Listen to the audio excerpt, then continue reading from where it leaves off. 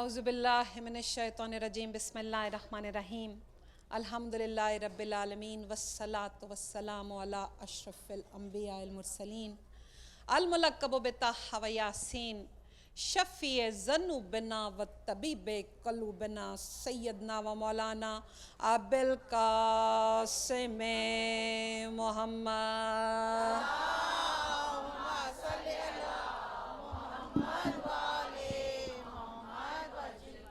والصلاة والسلام علی وزیرہ و وصیہ و اخیہ و سید الوصیین امام المشارق والمغارب مظہر العجائب والغرائب قاتل الاشجاع الاکفر مرحب وامر بن عبدود فاتح بدر و حنین و خیبر والد شبیر و شبر ساقی حوض کوثر سیدنا و مولانا علی بن ابی طالب امیر المومنین و یاسب الدین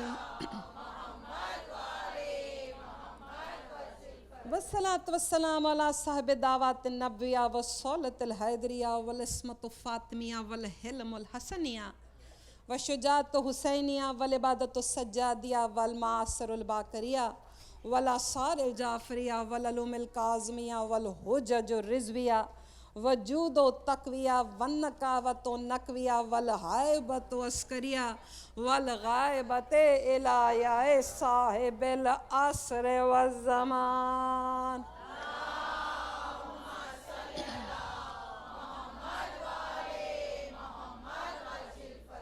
فقط قال اللہ تعالیٰ فی کتاب المجید و قرآن الحمید و قول حق انما یرید اللہ لیذھب عنکم الرجس اہل البیت ویطہرکم تطہیرا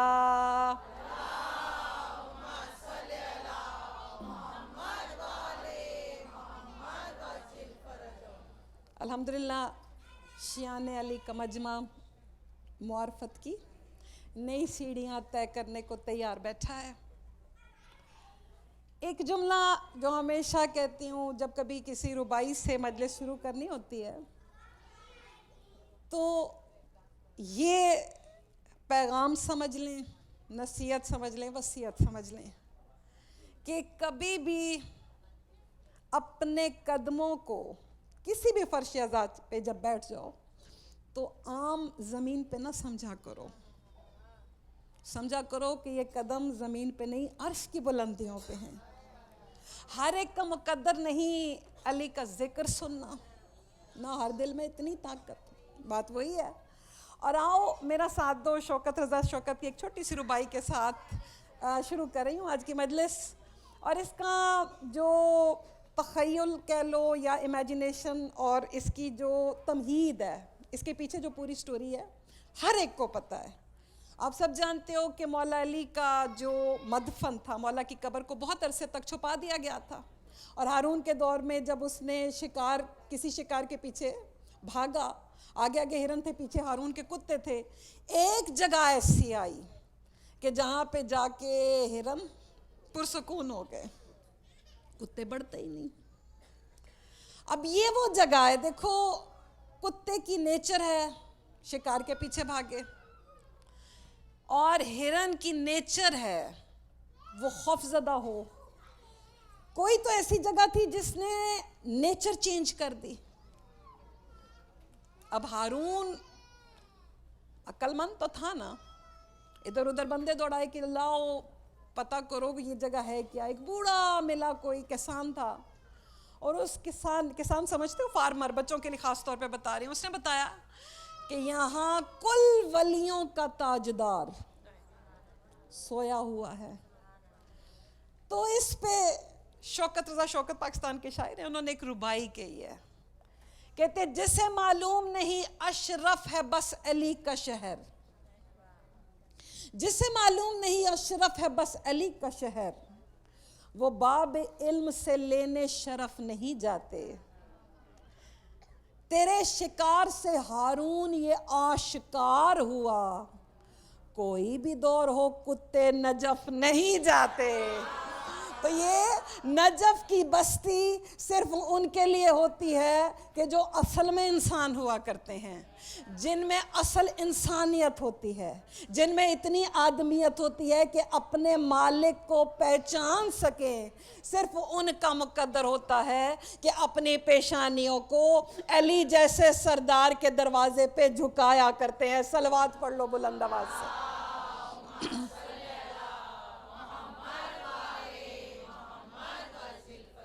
ابھی سردی آئی بھی نہیں اور آپ کی صلوات ٹھنڈی ہو گئی؟ نہیں، جاگو۔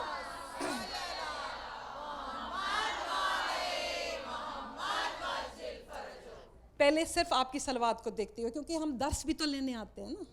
مجلس حسین سے درس لے کے نہیں اٹھو گے تو پھر کہاں جاؤ گے؟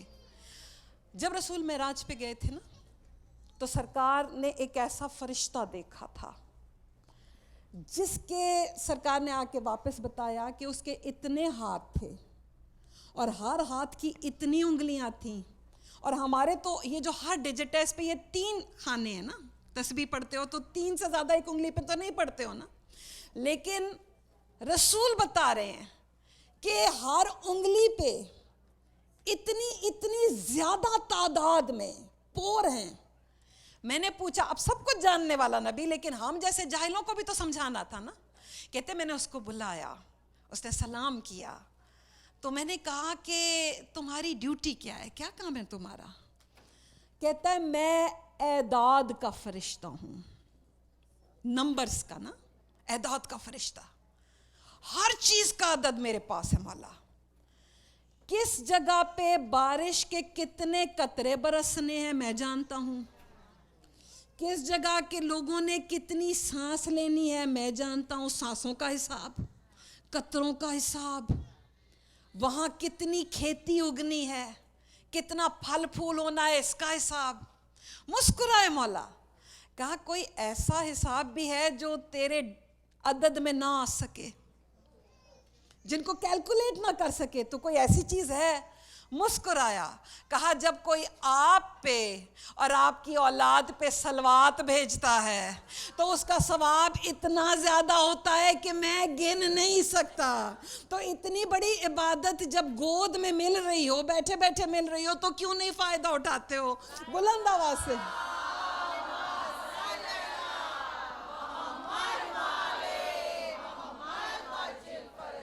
اور پھر ایک اور بات بھی بتا دوں، صلوات پڑھنا حلالی ہونے کا ثبوت بھی ہے،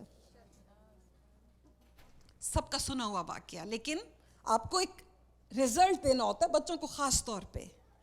جب آدم نے ہوا کو دیکھا تھا، قدم بڑھے ہوا کی طرف، آواز قدرت آئی رک جا، تجھ پہ حلال نہیں،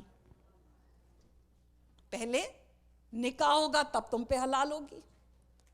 اچھا پالنے والے، اب یہ ذہن میں رکھنا کہ ابھی کسی اور بندے کا تو وجود ہی نہیں، ابھی تازہ جنت کی نگری میں قدم رکھا ہے۔ آدم اور حوا کے علاوہ دور دور تک کسی بندے کا وجود نہیں، کیونکہ نسل تو آدم سے چلنی ہے، تو حوا تجھ پہ حلال نہیں، نکاح ہوگا۔ اچھا پالنے والے پڑھا نکاح، آواز قدرت آئی نہیں آدم پہلے گواہ لا، نکاح کا انتظام کر، وکیلا، میں نے بہت مشکل جگہ پہ لا کے آپ کو کھڑا کر دیا ہے۔ ابھی 2 منٹ پہلے میں نے میرے سے سنا، 2 سیکنڈ پہلے آپ نے، کہ بندہ تو کوئی ہے ہی نہیں، کہاں سے آئیں گے گواہ؟ اور اللہ نے کہا لانا ضروری ہے، کیونکہ تو نے شریعت چلانی ہے، اور شریعت چلانے والا پہلے شریعت کی پابندی خود کرتا ہے۔ بڑے بڑے پڑھے لکھے لوگ بیٹھے ہو، اتنی تو بات پتہ ہے نا کہ پہلے خود کرو گے پھر آگے کسی کو بتاؤ گے، چاہے نماز ہو، روزہ ہو، حج ہو، زکوٰۃ ہو، خود پہلے کام کرو پھر دوسرے کو بتاؤ، یہ بھی آدم ہی نے سکھایا۔ تو اللہ کہتا ہے پھر میں تجھے گواہ کے بغیر، نکاح خاں کے بغیر، وکیلوں کے بغیر نکاح کیسے کرنے دوں؟ پہلی مشکل پڑی آدمیت پر، پہلی مشکل میں پڑا آدم، تو جانتے ہو مشکل کشائی کس نے کی؟ منا بالکل جواب وہاں سے آ گیا مشکل کشا نے. بہت پیارا مجمع ہے جو جواب دے دیا کرتا ہے پڑھنے والے سے بھی پہلے. بس ایک مشکل کشا کا ہاتھ تھا جو کاندھے پہ آیا. کہا آدم تیرا وکیل میں. ایک مخدومہ نے بی بی حوا کے کاندھے پہ ہاتھ رکھا. مناقب سعادت اکرام کتاب کا نام, اور اس میں جملے یہ ہیں کہ مخدومہ نے کہا بیٹی حوا گھبرا نہیں. بڑی توجہ, میں نے کیا کہا آپ نے کیا سنا؟ اگر یہ جملہ سروں سے ایسے ایسے کرتا نہ گزر گیا ہو, دل میں جگہ پائے, تو کیا یہ جملہ بذات خود اس بات کا ایویڈنس نہیں ہے کہ وہ جو حوا کو بیٹی کہہ رہی ہے وہ حوا سے پہلے کی ہے؟ دو بچوں نے آگے بڑھ کے کہا ہم جوڑی برابر کی ہیں, ہم دیں گے تیری گواہی. رسول نے کہا میں نکاح خواہ بن جاتا ہوں. تو تیار ہو گیا ماحول, انوائرمنٹ بن گیا نکاح کا, نکاح پڑھایا گیا. اب اس سے بھی مشکل بات اللہ نے کی. یہ بات ذہن میں رکھو, ابھی آدم نے کوئی کام نہیں کیا ہے کہ جس کی آدم کو اجرت ملے. آپ کوئی کام کرتے ہو تو آپ کے پاس کوئی پیسہ ہوتا ہے نا. آدم بالکل خالی ہاتھ ہے. اب اللہ نے کہا ہو گیا ہے نکاح, لیکن مہر تو دینا پڑے گا. دو طرح کے مہر ہوتے ہیں نا, مولانا صاحب ادھر موجود ہوں گے, پوچھ بھی لیجئے گا بعد میں کہ معجل اور غیر معجل دونوں طرح کے ہوتے ہیں. ایک وہ جو جگہ پہ ادا کیا جاتا ہے, ایک وہ جو ادھار رکھ لیا جاتا ہے. آدم دو مہر, پالنے والے کیا دوں, میں تو خالی ہاتھ. اب آواز قدرت آئی, دونوں ادا کرو گے تو ہوا ملے گی. ایک ابھی دو, ایک کا وعدہ کرو. پالنے والے جو بھی دینا ہے وہ بتا دے, جو بعد کے لیے وہ بتا دے.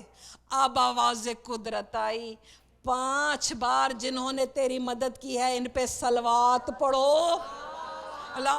اور اس کے بعد اگلا جملہ کیا کہا کہ جب تو دنیا میں جائے گا تیری نسل آباد ہوگی, ہم تجھے اولاد دیں گے. اپنی اولاد پہ یہ واجب کرتے جانا, ہر تیرا بچہ اپنے اگلے بچے کو بتائے کہ جب کبھی علی کی فضیلت سنے کبھی انکار نہ کرے. اور اگر تیرا حلالی بچہ ہوگا تو جس نے تیری مشکل کشائی کی ہے, جب بھی اس کی فضیلت سنے گا حقا حقا کہہ کے سر جھکایا کرے گا. اللہ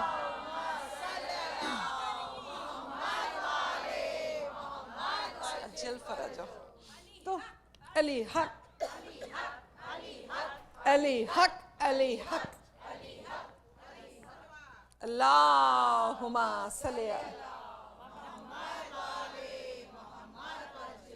اور پھر آؤ جہاں سے کل کا سلسلہ روکا تھا وہیں سے بات کو آگے بڑھانا ہے.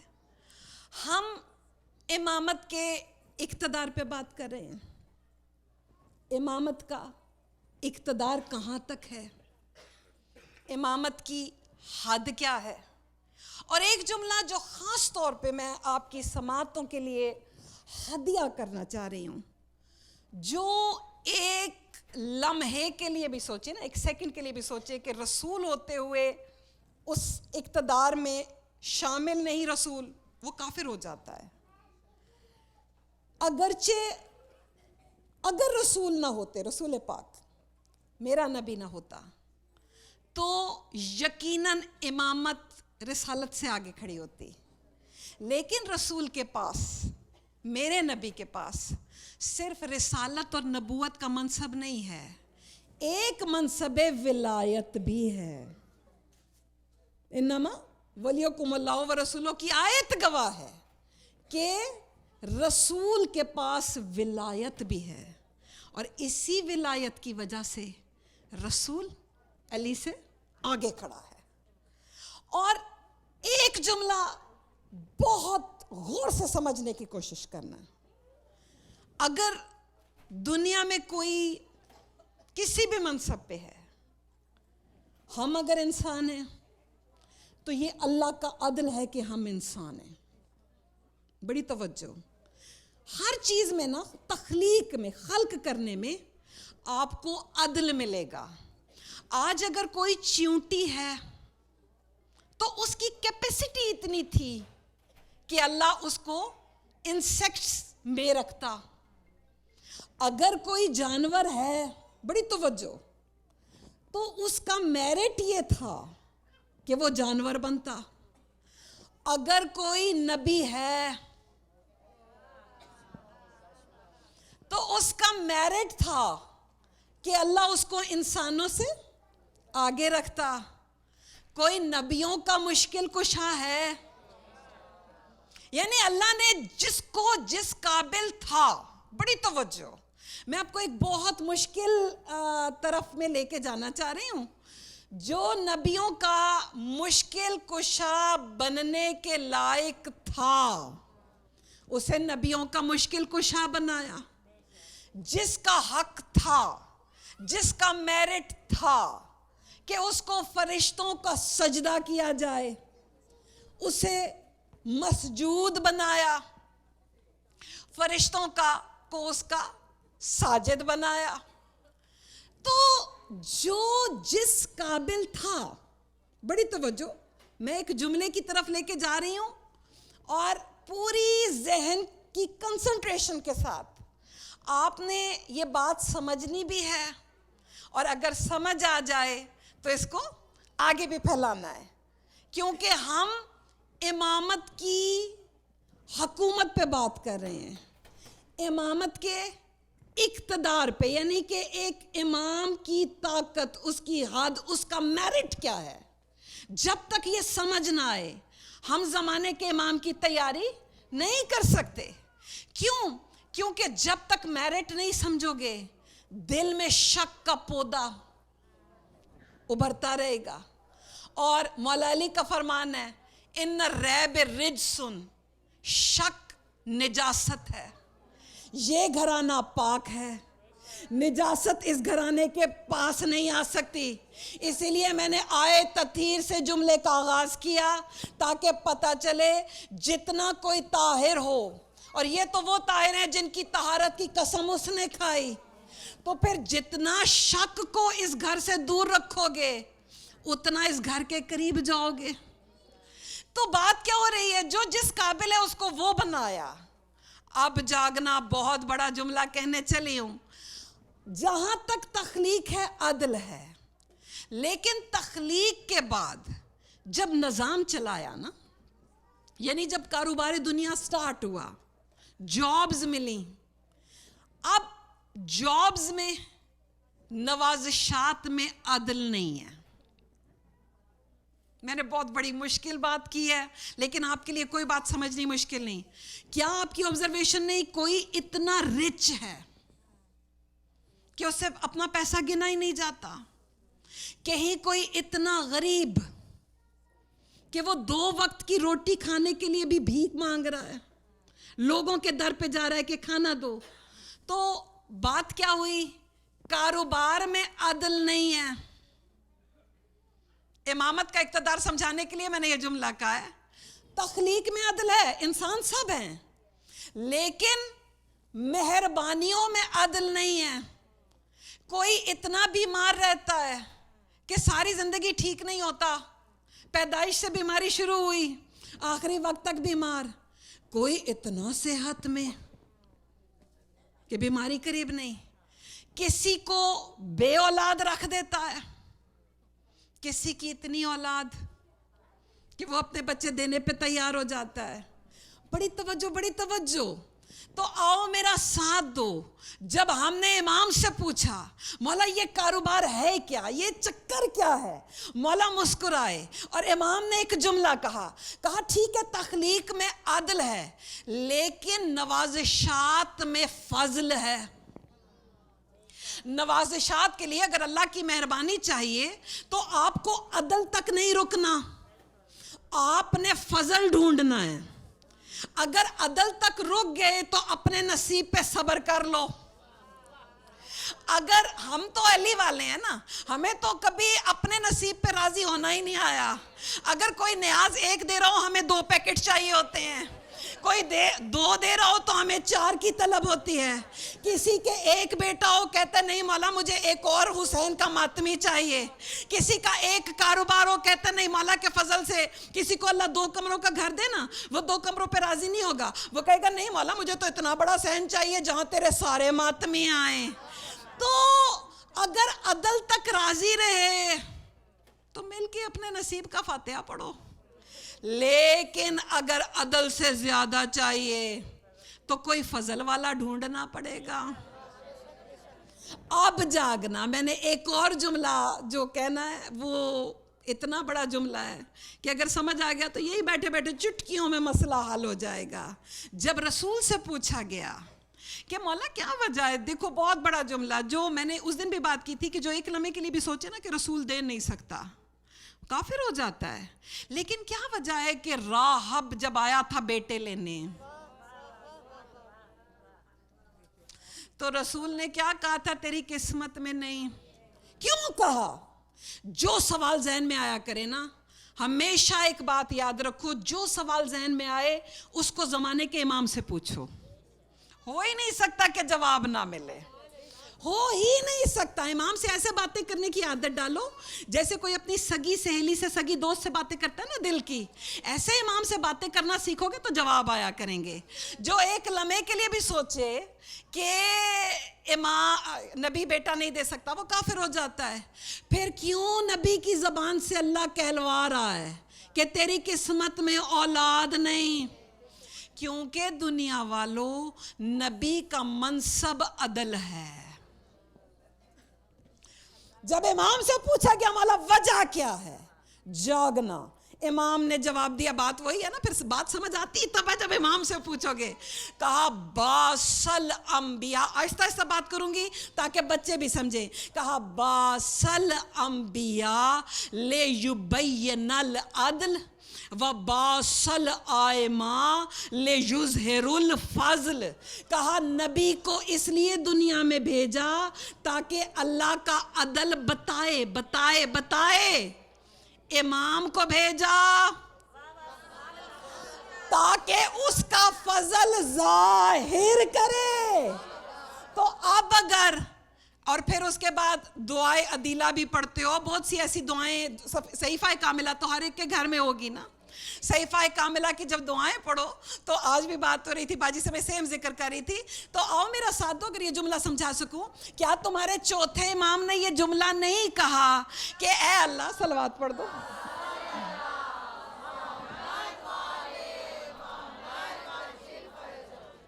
کیا تمہارے چوتھے امام کا یہ جملہ موجود نہیں؟ گھر جا کے جس مرضی کے عالم سے پوچھنا کہ پالنے والے اگر تو کل خدائی کو جہنم سے بھر دے تو یہ تیرا عدل ہے. جب امام یہ جملہ کہہ رہے تھے تو گویا کل خدائی کی عبادتوں پہ امام کی نظر تھی. امام سے بڑھ کے کون جانتا ہے کہ میرا شیعہ بھی جب مصلی پہ کھڑے ہوتا ہے تو دنیا بھر کے خیال, میں آپ کی باتیں, میں تو اپنی بات کرتی ہوں, کیا دنیا بھر کے خیال نہیں آتے؟ کوئی خاتون سوچ رہی ہوتی ہے مصلی پہ کھڑے کھڑے کہ سٹوو پہ کھانا پک رہا ہے, کسی کو بچے کا بھی خیال ہے. اور میں ہم انسانوں کی بات نہیں کر رہی. امام نے ابو البشر آدم کے بارے میں بھی کہا کہ دنیا والوں اگر نبی کا سجدہ بھی دکھا دوں تو کیا آدم نے اپنے سجدوں میں حوا نہیں مانگی؟ آدم نے بھی اپنے سجدوں میں کیا حوا نہیں مانگی؟ جاگو جاگو.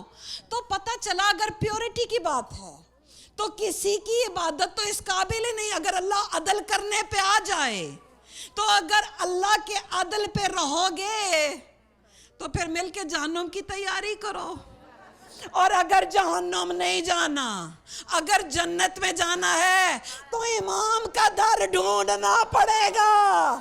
اس لیے جس نے امام تک صبر کر لیا, جس نے رسول تک صبر کر لیا, تو رسول کے عدل نے بتایا کہ تیری نیچر, تیری فطرت, کیونکہ تو انسان ہے, تو خطاؤں کا پتلا ہے, تو گناہوں کا پتلا ہے, تیری عبادت پیور نہیں, تیرے سجدوں میں وہ طہارت نہیں کہ تجھے جنت کا در کراس کروائے. اس لیے امام کا در بنا کہ امام اللہ کے فضل کو ظاہر کیا کرتا ہے. تو اب پتہ چلا یہی تو اثنا عشری شیعہ ہونے کا فائدہ ہوتا ہے کہ دنیا نبوت تک رک جاتی ہے. نبوت کو اپنے گلے سے لگا کے لا الہ الا اللہ محمد رسول اللہ کہہ کے دنیا رک جاتی ہے. لیکن جو علی کا شیعہ ہوتا ہے وہ علی ولی اللہ کہہ کے ایک سٹیپ آگے امام کا فضل حاصل کر لیتا ہے.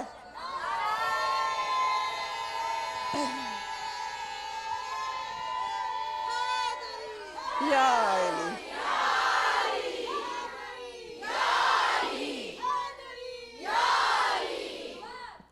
اللہم صلی اللہ.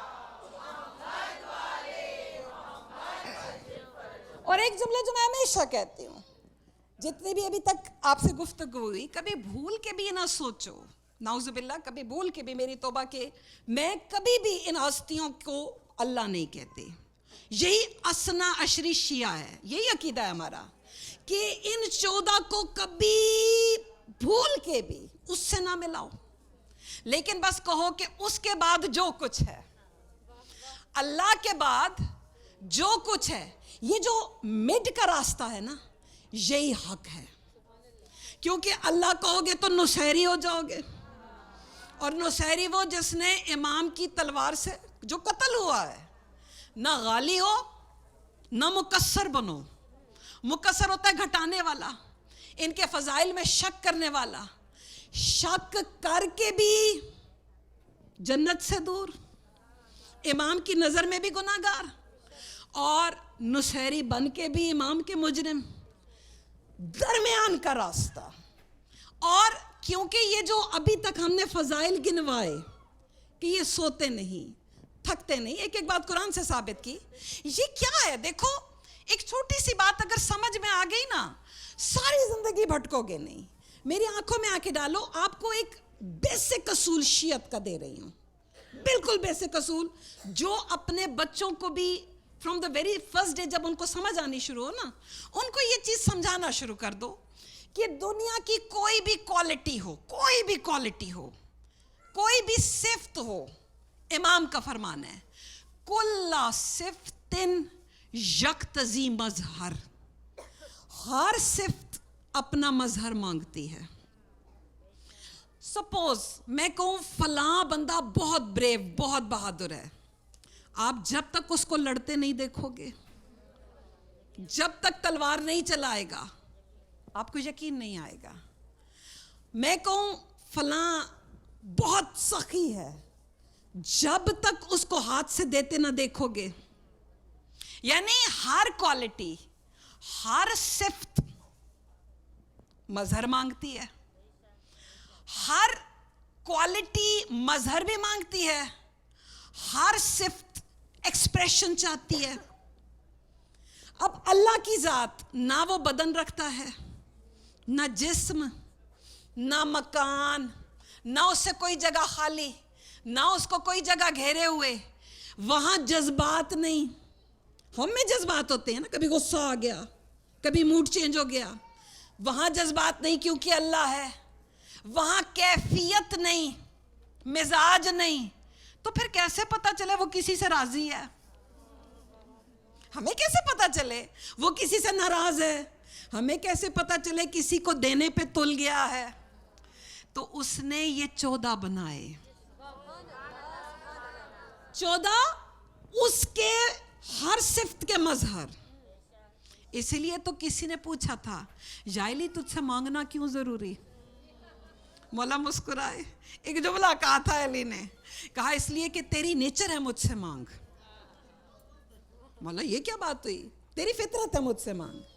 مولا مجھے بات سمجھ نہیں آئی. اب اس جملے کو آسان کر دوں.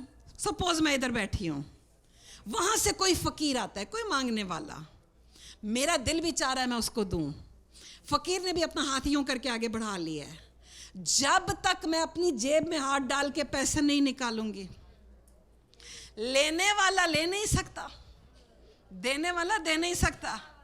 اب اگر کسی کو علی سے نہیں چاہیے, ڈائریکٹ اللہ سے چاہیے, تو وہ اللہ سے لڑے کہ پالنے والے ید اللہ بدل دے. ورنہ جب تک یا تو علی سے یہ لقب چھین کے دکھا. میں اپنی مذہب شیعہ کی کتابوں کی بات نہیں کر رہی. اہل سنت کے جید علماء نے علی کا لقب ید اللہ لکھا ہے, رسول کی زبان سے عطا ہوا. تو ورنہ جب تک اللہ کا ہاتھ بن کے علی دنیا میں موجود ہے, لینے والا لے نہیں سکتا. دینے والا اگر اللہ بھی دینے پہ تل جائے, ذریعہ علی بنا کرتا ہے.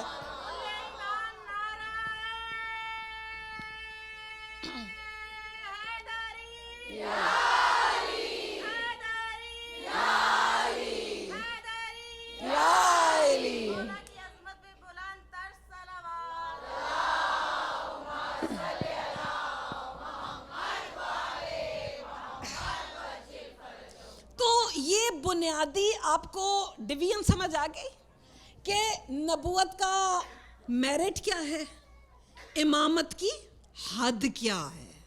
اور آؤ ایک قدم اور آگے چلوں. میں نے پہلے ہی بات کی کہ ہر چیز کا اس کا وجود ہونا عدل, اس پہ نوازش ہونا فضل. فرشتے کا فرشتہ بنانا عدل, اور فرشتے کا اللہ کا گناہگار ہو کے معتوب ہو کے شفا پانا فضل.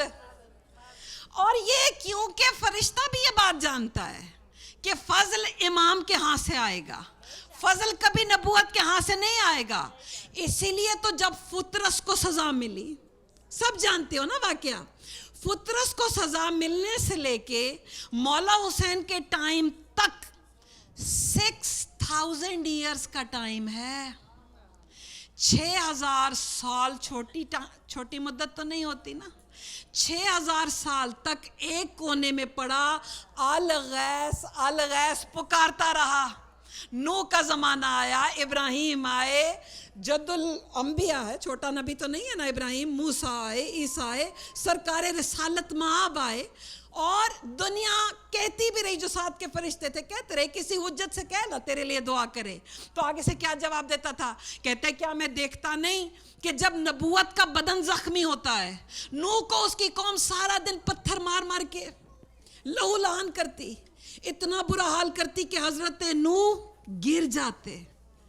شام کو جبرائیل آتے, اپنا پر لگاتے, نوح ٹھیک ہو جاتے.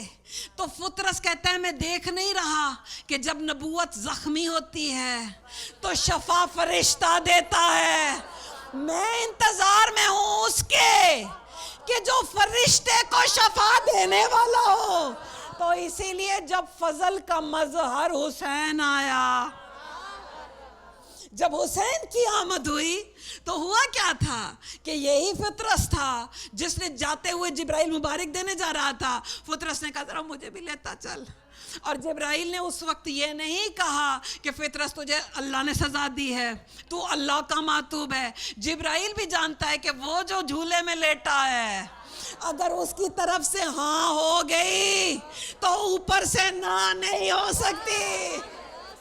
بس زندہ زندہ زندہ مردہ باد. اللہم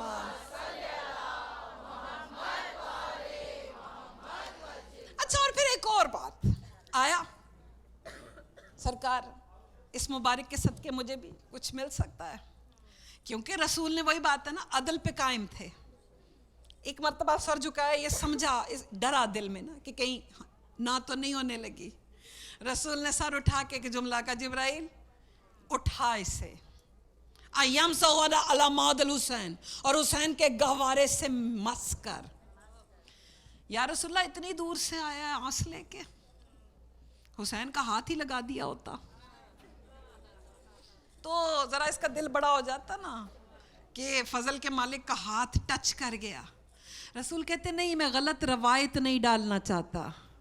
کل کو حسین کا کوئی شیعہ حسین کی جالی کی لکڑی سے شفا مانگے گا تو کوئی جاہل یہ نہ کہہ دے آج تعزیے بناتے ہو, یہ لکڑی کے تعزیے حسین سے منسوب ہے نا.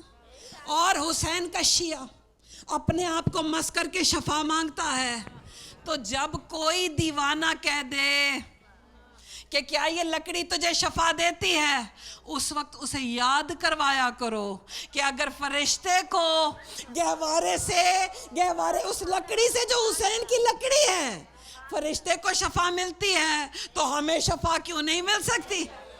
اور پھر آؤ میرا ساتھ دو، جو جملہ اس سے بھی عظیم ہے، جب یہ جس رہاب کی بات کی نا، میں آپ کو ایک بہت بڑی منزل کی طرف لے کے آ رہی ہوں. میں نے آپ کو امامت کا اقتدار بتانا ہے.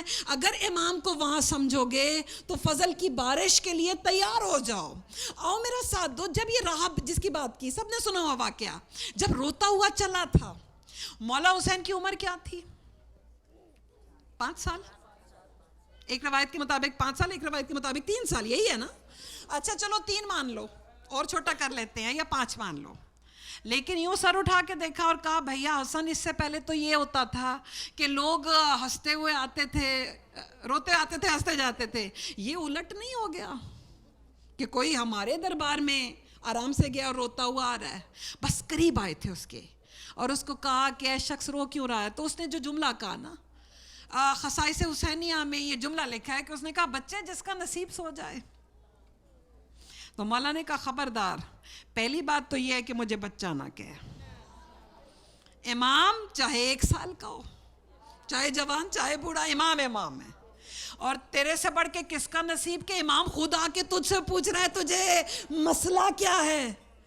تو جب اس کو پتا چلا کہ یہ اس رسول کا نواسا ہے تو کہتا ہے تیرے نانا نے جواب دے دیا. بہت آس لے کے چلا تھا، بہت سنے تھے معجزات تیرے نانے کے، اور تیرے نانے نے کہا کہ میں لوہے محفوظ دیکھ رہا ہوں اور لوہے محفوظ دیکھ کے یہ فیصلہ کر رہا ہوں کہ تیری قسمت میں اولاد نہیں. یعنی وما ینطق کی زبان سے کہلوایا اولاد نہیں. فضل کا مالک ہاتھ پکڑ کے اندر لے کے گیا. رسول نے نواسے کو دیکھ کے روٹین میں جیسے ہاتھ پھیلاتے تھے ایسے ہاتھ پھیلائے. حسین کھڑے ہو گئے، نہیں نانا آج تو نواسا بن کے آیا ہی نہیں، آج میں اس کا وکیل ہوں. رسول بھی تھوڑے سنبھل گئے. اچھا معزز وکیل، اے ننھے وکیل، شروع کرو اپنی وکالت. کہا وکالت کیسی؟ یا تو مجھے یہ بتاؤ کہ تیرے دربار میں اس سے پہلے کسی کو جواب ملا ہو، پھر میرے ہی موکل کے ساتھ یہ سلوک کیوں؟ میرے کلائنٹ کے ساتھ یہ سلوک کیوں؟ کہا میرا معزز وکیل بھی لو پڑھ سکتا ہے. معزز وکیل کوئی پنجتن کا ہی گھرانے کا ہے نا، وہ بھی لو پڑھ سکتا ہے. ذرا لو پڑھ کے بات کرے. قسمت میں نہیں تھا تو کہا نہیں، اب جاگنا جو جملہ کہنا ہے. بہت بڑا جملہ. یہیں سے تو امام کا اقتدار پتہ چلتا ہے نا، کیونکہ عادل کہہ چکا نہیں نہیں نہیں، فضل کہہ رہا ہے ہاں ہاں ہاں. فضل دینے پہ تیار، عدل انکاری. یہی تو وہ نازک منزل ہے. حسین نے نانا کی آنکھوں میں آنکھیں ڈالی، کہا میں دوں گا. خدا کی قسم یہ وہ جملہ ہے کہ جب بھی میں نے پڑھا اس کا نشہ ہی نہیں اترتا. کہا میں دوں گا میں دوں گا. حسین کہاں سے دو گے؟ اوتی بے حق کی اپنے حق سے دوں گا. اور جب مولا یہ جملہ کہہ رہے تھے، خدا کی قسم جو تاریخ میں لکھا ہے وہ لکھا یہی ہے کہ جملہ کہہ رہے تھے اور وہاں رسول تیزی سے ممبر کی سیڑھیاں اتر رہے تھے اور جا کے یوں کر کے حسین کو سینے سے لگایا اور ایک جملہ کہا حسین کیا مرتبہ، کیا عزت، کیا مقام ہے تیرا کہ جب تو یہ کہہ رہا تھا نا میں دوں گا تو میں دیکھ رہا تھا تیرے یہ کہتے ہی لو پہ تحریر مٹ رہی تھی اور آواز آ رہی تھی کہ جو حسین جتنا دے اتنا لے لو. بس اب مولا حسین نے ڈائریکٹ اس کو دیکھا اور ایک بہت عجیب مسئلہ سمجھانے چلی ہوں. امامت کا اقتدار بتانا ہے. 2 چیزیں ہوتی ہیں دنیا والوں، ایک ہوتا ہے اقوان، ایک ہوتا ہے امکان. جو ہو چکا اقوان ہے، جو ہو سکتا ہے.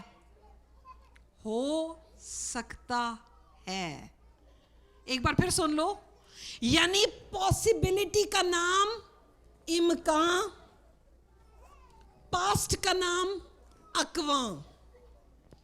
اب اللہ کیا کچھ بنا چکا اب تک، زمین، آسمان، چاند، ستارے، مخلوق، جن، پریاں، دیو، نبی، کروبین، فرشتے، یہ ستاروں کا فرش، یہ سب کچھ، یہ ہے اقوام. اور اللہ کیا بنا سکتا ہے؟ یہ ہے امکان. ہے کوئی ایسا جو اٹھ کے بڑے سے بڑا عالم پکڑ لو جو یہ دعویٰ کر سکے کہ میں بتا سکتا ہوں اللہ کیا کیا کر سکتا ہے؟ جو یہ کہے گا وہ کافر ہو جائے گا بھائی، اس لیے کہ اس نے اللہ کی حد بنا دی نا. اگر وہ کہے یہ کر سکتا ہے، جہاں وہ روک دے گا حد بن جائے گی، باؤنڈری ہو جائے گی. اور جہاں باؤنڈری ہے وہاں اللہ نہیں.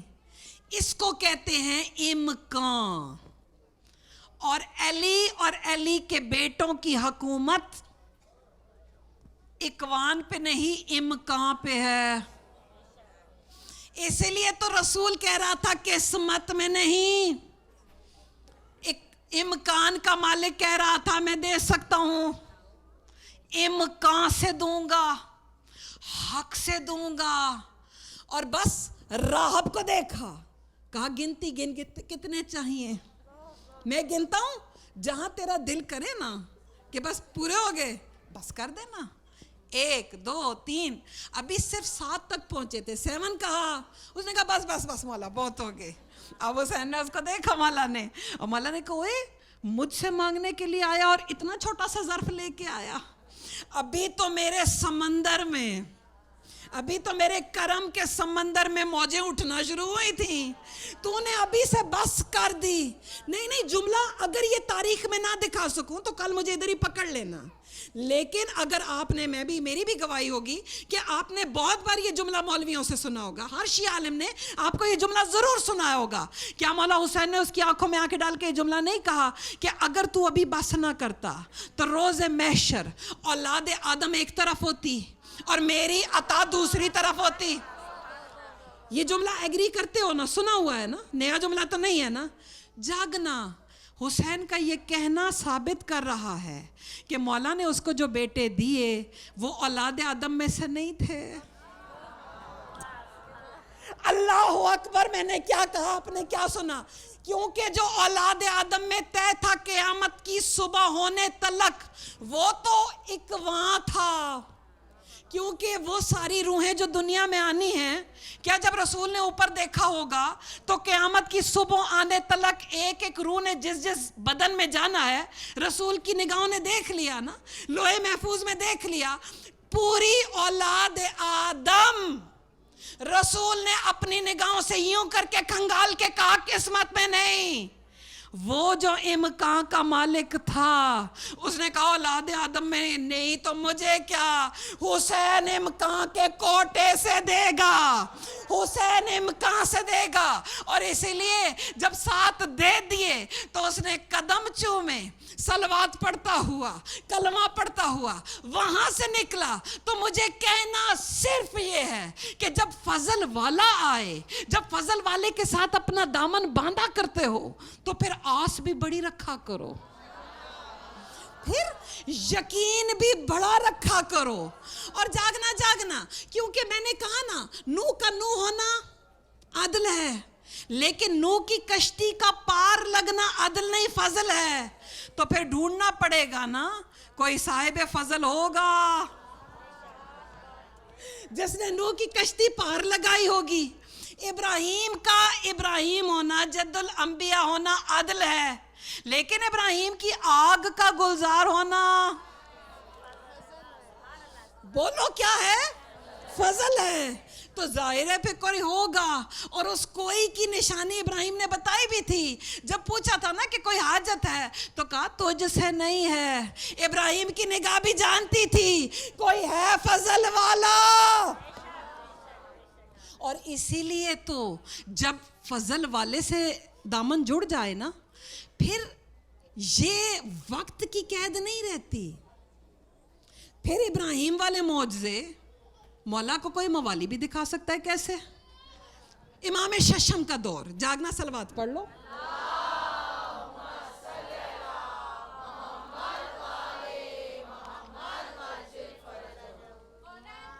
बस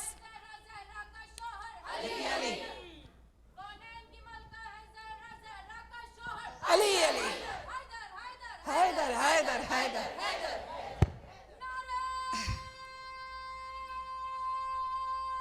खत्म कर दूं बस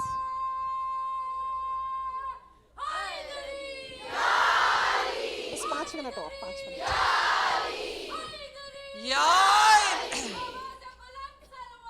अल्लाह बस खत्म कर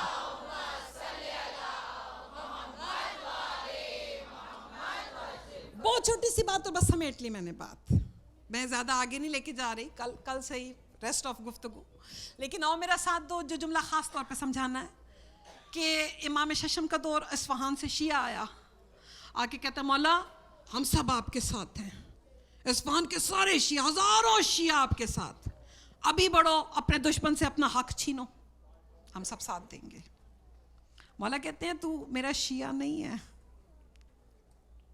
शिया होने का दावा कर तू मेरा शिया नहीं है बज़ाहिर तू कह रहे है कि तूने मुझसे दामन जोड़ लिया है लेकिन तेरा दामन जुड़ा हुआ नहीं है मैं बता रही हूँ इमाम का फजल क्या है बस बात इससे पहले के बढ़ती इमाम ने आजमाने के लिए कहा अच्छा अगर मेरा इतना ही शिया होने का दावा है आवाज़ दी अपने नौकर को और कहा तनूर जलाओ तनूर समझते हो ना जिसमें रोटी पकाई जाती है तनूर जला और उसका नाम लेके कहा ज़रा तनूर में छलांग तो लगा घबरा गया मौला आपका दामन थामा है कि रोज़े मैशर आग से बचाओगे और आप दुनिया में ही आग के हवाले कर रहे हो कहा बैठ जा तारीख के जुमले जा हारून मक्की आए और मौला ने अपना जूता दे के भेजा था ना वही जूता हाथ में था गंडवा के लाए थे मोची से हारून मक्की को मौला ने कहा हारून ज़रा आग में तो कूद बस मौला का जूता चूमा सर पे लगाया साथ रखा कहता मौला खुद या बच्चों समेत कहा नहीं फिलहाल खुद ही छलांग लगा दे अंदर गया अब मौला ने अपने नौकर को कहा कि ऊपर से कवर कर दो अब जो शिया बाहर बैठा ना मैंने यही बताया कि कह तो देते हो शिया हैं यकीन की मंजिल नहीं होती अब जो ये बाहर बैठा ना वो सोच रहा था अब जल रहा होगा अब हड्डियाँ गली होंगी ये जलने की बू नहीं आ रही जब काफ़ी देर हो गई ना उस वक्त मौला ने कहा कौम या ज़ईफ़ुल यकीन उठ और देख तो सही है क्या अब जो देखा तो दूर तलक वो इब्राहिम था जिसकी आग गुलजार हुई थी यहाँ ये मौला का मामूली शिया है लेकिन जो उसने मंजर देखा तनूर में जहाँ हारून मक्की बैठा मौजात आले मोहम्मद में भी आपको जुमला मिलेगा ना कि जहाँ बैठा है इर्द गिर्द दूर तक बाग खिले हैं और बड़े मज़े से बैठा फल खा रहा है तो कहना सिर्फ ये है कि जो फजल का मालिक होता है जब भी उसके साथ दामन जोड़ते हो मालिक कभी भी आजिज़ नहीं होता मालिक हमेशा कादिर होता है तुम अपना यकीन तो दिखाओ किसी की किस्मत ना खुली हो किसी को कामयाबियां ना मिली हो किसी की औलाद ना हो किसी को शफा ना हो मांगे लेकिन ये यकीन करके मांगे कि फजल वाला देगा फजल वाले ने तो सिर्फ ये यकीन देखना होता है वो ये नहीं देखता कि कोई अपना मांग रहा है पराया मांग रहा है वो सिर्फ ये देखता है कि कोई दाता समझ के मांग रहा है बुलंद आवाज से सलवात पढ़ दो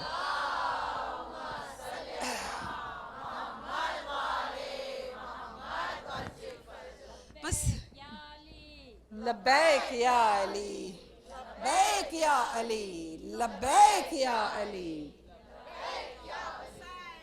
लब्बैक या हुसैन लब्बैक या हुसैन लब्बैक या हुसैन सलवात पढ़ते हैं अल्लाहुम्मा सल्ली अला मुहम्मद 3 या 4 मिनट मसाइब के अगर ऐसे ही सुन लिया जैसे सुनने कहा कि तो समझो कब्र तक ये मसाइब याद रहेगा बेटियां किससे प्यारी नहीं होती बहुत कम मैंने मेंबरों से बीबी फातिमा सुगरा के मसाइब बयान होते सुने हैं आज दिल चाह रहा है कि क्योंकि हुसैन की इस बेटी का जिक्र बहुत कम होता है ये वो बेटी कि जिसे मौला हुसैन मदीने में छोड़ गए थे और बहुत बड़ी कुर्बानी है बीबी फातिमा सुगरा की इतना प्यार था क्योंकि माँ की शक्ल थी इतना प्यार था अपनी इस बेटी से कि जब मौला हुसैन के घोड़े ने मदीने की फसील छोड़ी ना तो मौला ने कहा था अब्बास थोड़ी देर ज़ैनब के महमल के साथ साथ चल मैं ज़रा जाके घर एक बार फिर फातिमा सुगरा को देखाऊं بس جب مولا نے گھر کے اندر جھانکا، ابھی یہ ذہن میں رکھنا کتنی دیر ہوئی ہے حسین کے قافلے کو گئے، زیادہ سے زیادہ 10-15 منٹ. مولا نے جو منظر دیکھا، حسین جیسا صابر زمین پہ بیٹھ گیا روتے روتے. مولا نے کیا دیکھا؟ 8 سال کی فاطمہ صغرا نے کل بنو ہاشم کی جو حویلی تھی نا، جس صحن میں ابھی تھوڑی دیر پہلے سب بیبیوں سے رخصت ہوئی تھی، ابھی چابیوں کا پورا جو کیز تھی وہ پورا انبار یوں ساتھ پڑا ہے، اور بی بی نے رو رو کے یہ حال کیا کہ کبھی ایک دیوار سے ماتھا ٹکراتی ہے، کبھی دوسری دیوار سے ماتھا ٹکراتی ہے. اور مولا حسین کو جس چیز نے دھاڑے مار کے رونے پہ مجبور کیا وہ کیا تھی کہ ہر دیوار پہ فاطمہ صغرا کا خون نظر آیا. بھاگ کے آئے، سینے سے لگایا، کہا بیٹا اگر ابھی سے یہ حال کر لیا تو مجھے بتا تیرا بابا اتنا لمبا سفر کیسے کرے گا. بس مومنات، رجب گزرا، وقت گزرتا گیا، حج کا موسم آیا، اور جانتے ہو جب کیونکہ محرم کا وعدہ تھا نا علی اکبر کے آنے کا، اب محرم کا چاند نظر آیا. اپنی دادی ام البنین کو بلایا، کہتی ہے دادی مجھے کاغذ اور قلم دے. حیران ہو کے ام البنین کہتی ہیں فاطمہ کیا کرو گی؟ کہا اکتب کوتب والد الغریب، اپنے غریب باپ کو خط لکھوں گی، اپنے غریب باپ کو خط لکھوں گی. دادی نے ماتھا چوم کے کہا فاطمہ صغرا تو جانتی ہے نا کہ یہاں پہ ہمارا اپنا کوئی نہیں ہے، تیرا خط لے کے اتنا دور کون جائے گا؟ سنا ہے قافلوں سے خبریں آتی ہیں، حج کے جو قافلے آئے ہیں انہوں نے خبر دی ہے کہ تیرے بابا کو آخری بار کربل کی طرف جاتا دیکھا گیا ہے، حسین نے کربلا میں ڈیرے ڈالے ہیں. کہتی ہے میں کچھ نہیں جانتی، کوئی تو ہوگا جو مجھ غریب کا خط پہنچائے گا. بس بی بی نے خط لکھا، اور جانتے ہو اس کے اوپر کیا لکھا؟ من صغرات ولدتی ضعیفۃ العلیلۃ، تیری غریب ضعیف علیل بیٹی کا سلام بابا. اور جب یہ خط کربلا میں زینب نے پڑھا، کتنی دیر علی کی بیٹی بے ہوش رہی، اور حسین سے پوچھا حسین کیا 8 سال کے بچے بھی ضعیف ہوتے ہیں؟ کیونکہ تاریخ کے جملے وہاں علی اکبر کی سواری گئی، فاطمہ صغرا کے سارے بال سفید ہو گئے. مدینے سے 9 میل دور مجمع الطرائق وہ بستی ہے، مجمع الطرائق وہ بستی ہے کہ جہاں قافلے الگ ہوا کرتے تھے، یعنی مدینے والے مدینے کی طرف، مکے والے مکے کی طرف. 9 کنیزوں کو ساتھ لیا، مجمع الطرائق میں چل کے گئی اور جا کے بیٹھ گئی. فجر کے وقت بیٹھی، مغرب کے وقت اٹھ کے گھر آئی، ساری نمازیں وہی پڑھی، انتظار کرتی رہی کوئی آئے، کوئی نہیں آیا. اگلے دن پھر گئی، جب 9 محرم آئی نا، کنیزوں نے کہا بی بی کل تجھے نہیں لائیں گے، ہم سے تیرا یہ چل کے آنا نہیں دیکھا جاتا. رو کے کہتی ہے تم لاؤ نہ لاؤ میں اب چلنے کے قابل کہاں رہی ہوں. بس دور سے 9ویں کی شب ڈھل رہی تھی، دور سے ایک سوار آتا دکھائی دیا. بڑی بحث ہے مقتل کی کتابوں میں، کوئی کہتا ہے جن تھا، کوئی کہتا ہے فرشتہ تھا، کیونکہ ایک رات میں پاسبل ہی نہیں اتنا دور جانا. بس آواز دی یا خل عرب رک جا. قریب آیا، کنیزوں نے بلایا، بی بی نے سلام کیا، پوچھا کون ہو؟ کہتی ہے کہاں کا ارادہ ہے؟ کہتا ہے کہ میں बस्ती बताई, वहां जा रहा हूं। बीबी ने सुना, कहती है मेरे बाबा का खत ले जाएगा। पूछा अपना तारुफ करवाओ। कहा हुसैन की बेटी हूं। कहा मोहम्मद के नवासे हुसैन की बेटी। कहा उसी गरीब की बेटी हूं, खत ले जाएगा। इसने अपने आप को ऊंट से गिराया। कहता है मुझे ये बता, अगर हुसैन की बेटी है तो इस रेगिस्तान में वीराने में क्या कर रही है? रो के कहती है हमारा रह जो कोई नहीं गया। बस इसने खत लिया, चूमा आंखों से लगाया। बीबी कहती है ऐसे नहीं लेके जाने दूंगी, उजरत भी दूंगी। पूछते बीबी क्या उजरत दोगी? कहती है अपने हाथों से अली अकबर के 2 कुर्ते सिए थे, मेरे पास और कुछ नहीं है, बस ये कुर्ते ले जा, मैंने तुझे दिए। ये कहता है मुझे इजाजत देती हो कि मैं अपनी मर्जी से जाके जिसे चाहे दूं। बस उस दिन करबला पहुंचा जिस वक्त हुसैन अली अकबर को मक्तल में लिटा के उठे थे। इसने सलाम किया। जब हुसैन ने सुना कि सुगरा का कातिल आया, कासिद ने दाएं देखा बाएं देखा।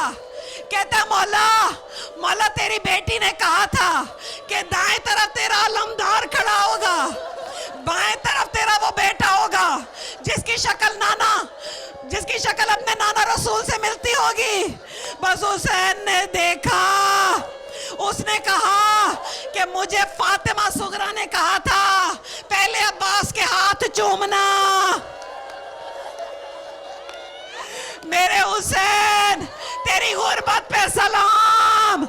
हुसैन ने कहा है कातिल जिन हाथों को चूमना था वो हाथ कट गए। कहा तेरा बेटा किधर है?